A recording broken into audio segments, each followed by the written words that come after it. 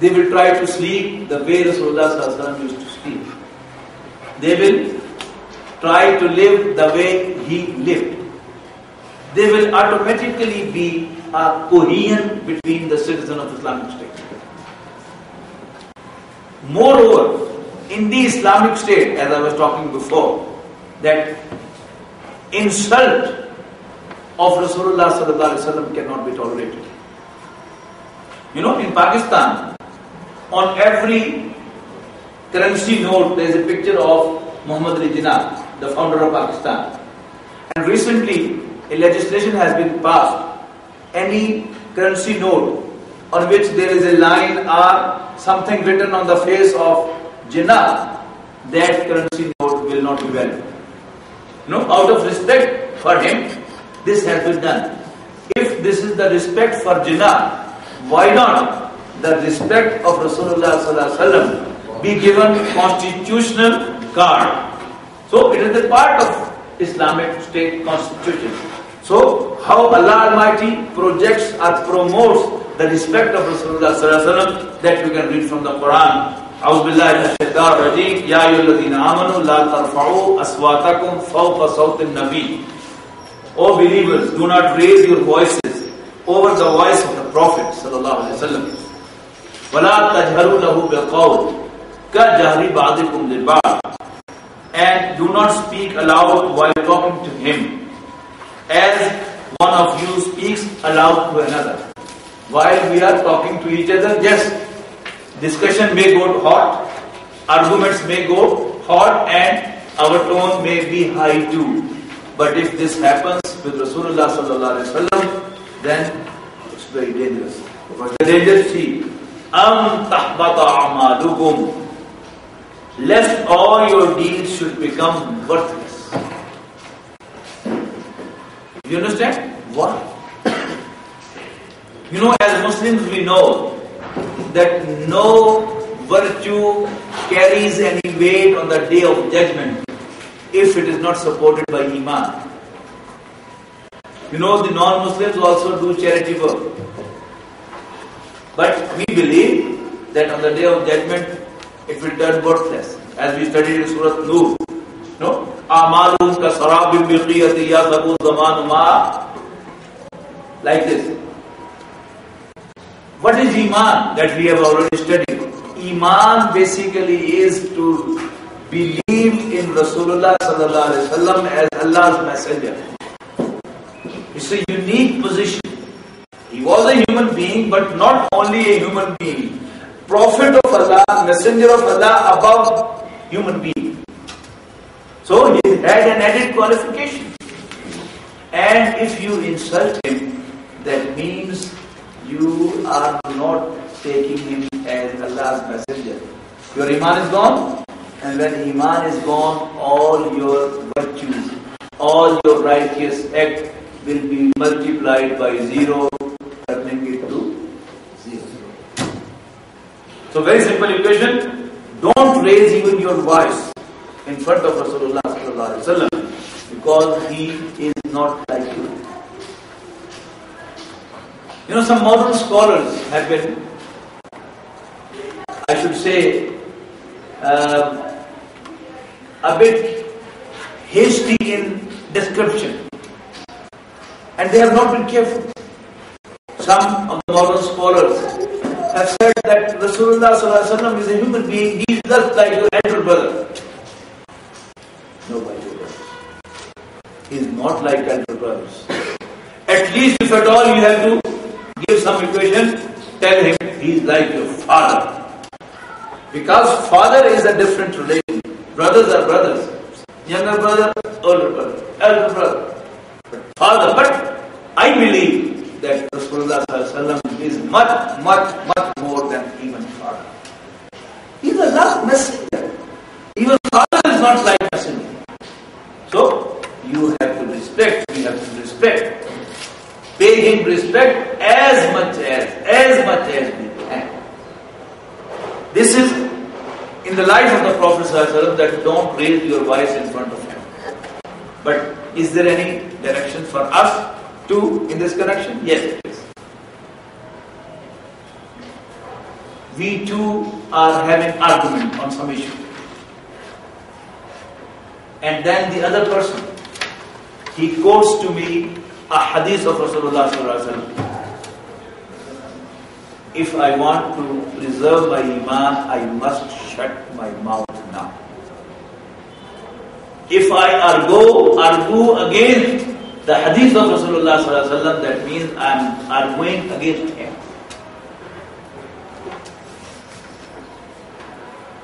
I should stop talking. I should stop arguing. I cannot argue against Rasulullah sallallahu alaihi wasallam. Even to argue in front of the teacher is considered to be an insult of the teacher. What about Rasulullah sallallahu alaihi wasallam? So it is a direction within this ayah for us. وَأَنْتُمْ لَا تَشْعُرُونَ, when you take it light.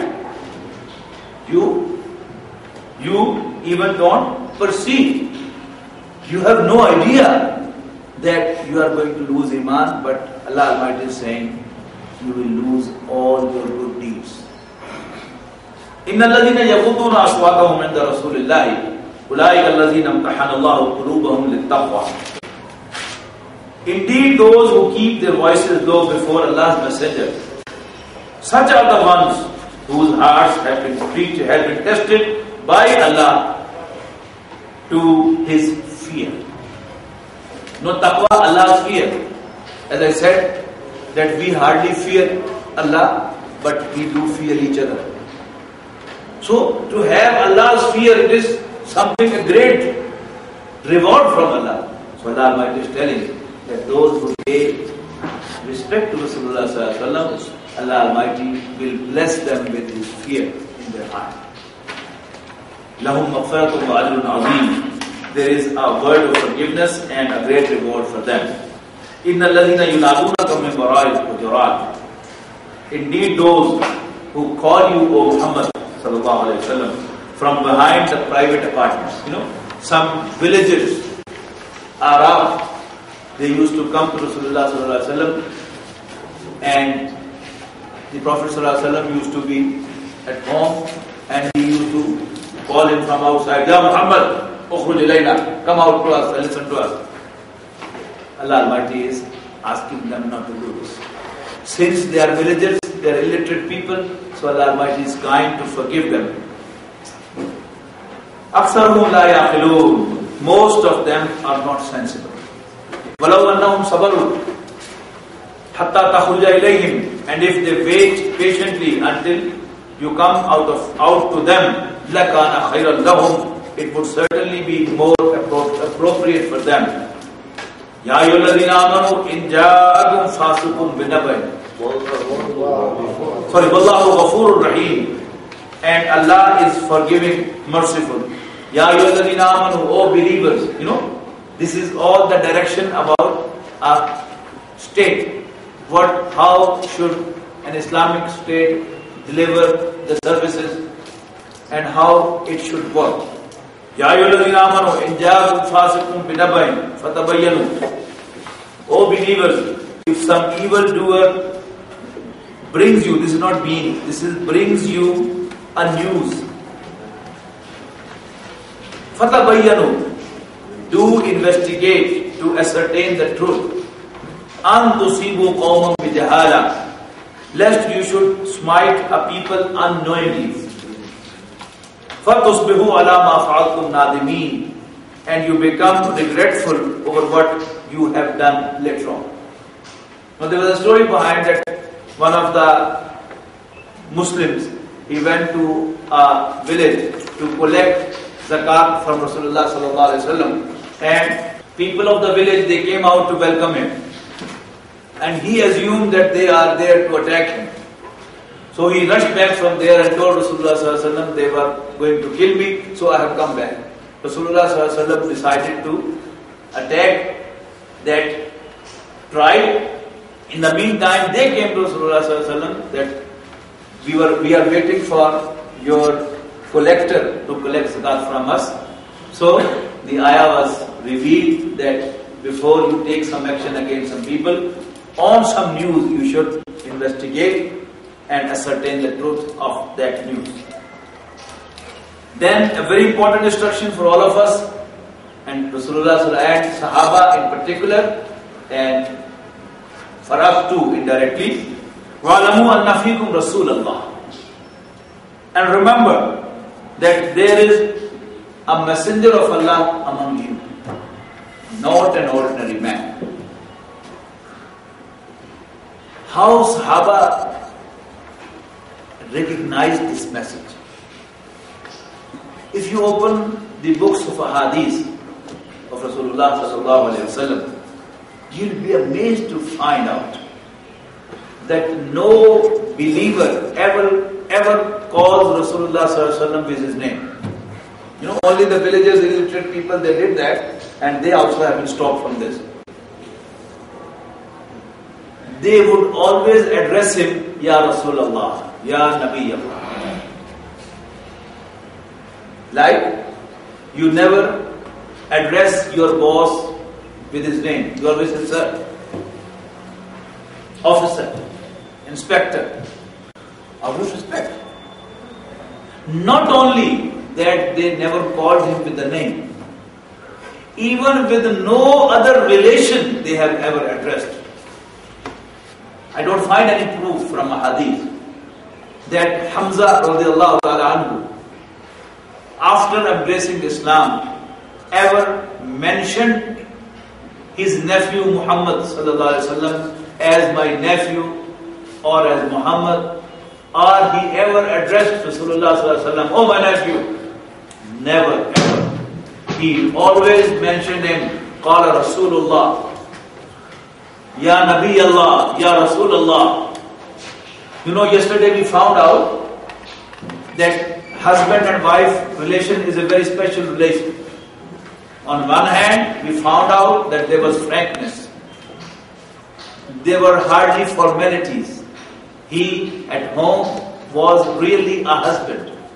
Yet, you will not find even a single hadith quoted by the wives of the Prophet ﷺ with the word that An Aisha radiallahu anha qala zawji. No, she would always say An Aisha radiallahu anha qala Rasulullah sallallahu alayhi wasallam. No, this is the way Sahaba treated Rasulullah sallallahu alayhi wasallam. Full respect. Always calling him with his official name. You know, to call some senior with his official name is a respect for him. When, for example, here in Uganda, somebody talks to the president, he will not call him Mr. So-and-so. He will say, Mr. President. You know, this is a respect for the president. Similarly, much more respectable than your president, and my president is Rasulullah sallallahu alaihi wasallam. Why shouldn't he be addressed with his official title, Rasulullah, Nabiullah sallallahu alaihi wasallam? So, wa'alamu anna fikum Rasulullah. Remember, there is Allah's messenger among you. Law yuti'ukum fi kathirin min al-amri la'anittum. If he were to follow you in most of the affairs, you would certainly be in trouble. وَلَكِنَّ اللَّهَ حَبَّبَ إِلَيْكُمُ الْإِيمَانَ. But Allah has endeared Iman, that is faith, to you. وَزَيَّنَهُ فِي قُلُوبِكُمْ. And He has decorated Iman into your hearts. Beautiful word. Zina, zayyanahu, decorated. وَكَرَّهَ إِلَيْكُمُ الْكُفْرَ وَالْفُسُوقَ وَالْعِصْيَانَ. And He has made disbelief, rebellion and disobedience hateful to you. You know, this is the height of appreciation of the character of the Sahaba of Rasulullah sallallahu alaihi wasallam. You know, some people who have animosity against Sahaba, they talk nonsense about them. But Quran talks very high about them. We must remember this. You know, Rasulullah sallallahu alaihi wasallam was very kind. He used to consult Sahaba at different issues. But Sahaba has always been respectful. They would first say, Allah and His Messenger know better. But if Rasulullah again and again asked, then they would open their mouth and give their suggestion. And there was an occasion in the seerah of Rasulullah when the Prophet had an opinion, but he was consulting the people. The people were out of the way emotional to go out and fight against the Quraysh at all. But Rasulullah had his mind other way around. His opinion was that we should stay in the town and fight from inside. What later on was done at the next battle, that is the Ghazwatul Ahzab. But young Sahaba, those who couldn't participate in the battle of Badr, they were emotional. That, oh, we want to have shahada, we want to have shahada. We are not like women that we will sit at home. Rasulullah was kind enough. He changed his opinion. He made a sacrifice his own opinion and entertained the view of his companions. And this is what any leader should do. You know, the ideal quality of a leader is that he is considerate for his companions. So Rasulullah was the best leader. So he entertained the view of his companions and changed his mind and opted to fight outside Medina. And you know what happened. So, in the light of that incident, if you read this ayah, you can have a clear understanding that لَوْ يُطِيعُكُمْ فِي كَثِيرٍ مِنَ الْأَمْرِ لَعَنِتُّمْ. If he were to follow you in most of the affairs, you would certainly be in trouble. أُولَٰئِكَ هُمُ الرَّاشِدُونَ, the end of the page. أُولَٰئِكَ هُمُ الرَّاشِدُونَ, such are the rightly guided. Ayah 8, next page. فَضْلًا مِنَ اللَّهِ وَنِعْمًا, as a bounty and favor from Allah. وَاللَّهُ عَلِيمٌ حَكِيمٌ, and Allah is knowing, wise. وَإِن طَائِفَتَانِ مِنَ الْمُؤْمِنِينَ اقْتَتَلُوا. You know, an Islamic state has not to be comprising of only one tribe. There may be multiple tribes, even multiple races, multiple nations. Right? So, whenever there are two persons even sitting together, there have to be difference of opinion. There may be a clash.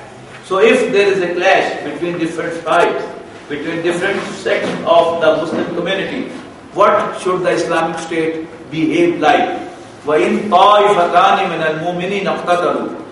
And if two factions from the believers fall into mutual fighting, فَأَصْلِحُوا بَيْنَهُمَا, then you should reconcile between them.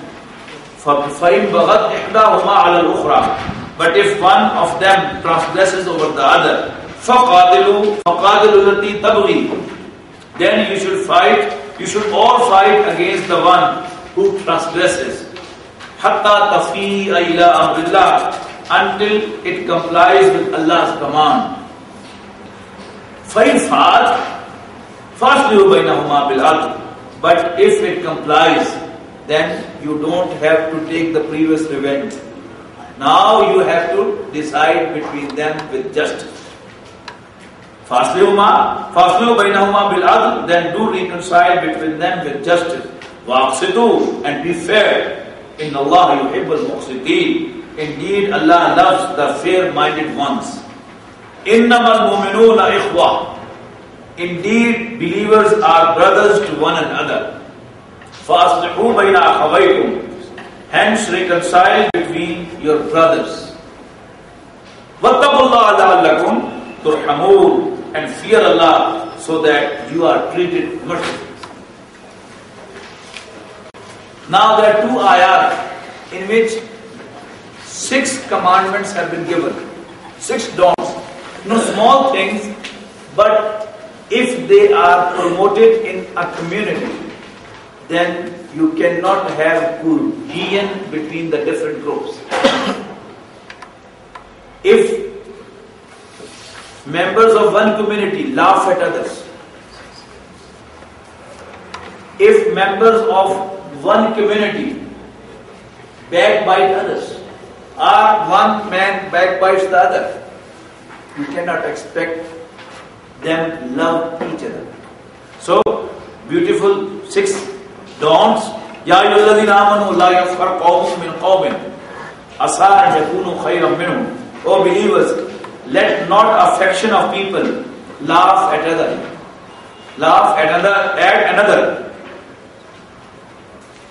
Asa an yakunu khayran minhum, as the later may be better than the former. Wala nisa'un min nisa'in, and so should not some women laugh at some others.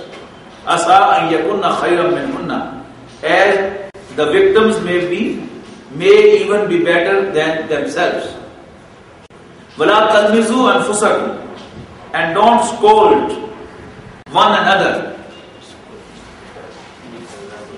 Wala tanabazu bil alqab, nor call each other with insulting names. Bisa lismul fusuq ba'da al-iman. You are believers. You believe in Allah and Allah's Messenger. As a believer, even an offensive name is an evil. You may take it light, but it doesn't befit you because you are believers. وَمَنْ لَمْ يَتُبْ, as for those who don't repent, فَأُولَٰئِكَ هُمُ الظَّالِمُونَ, such are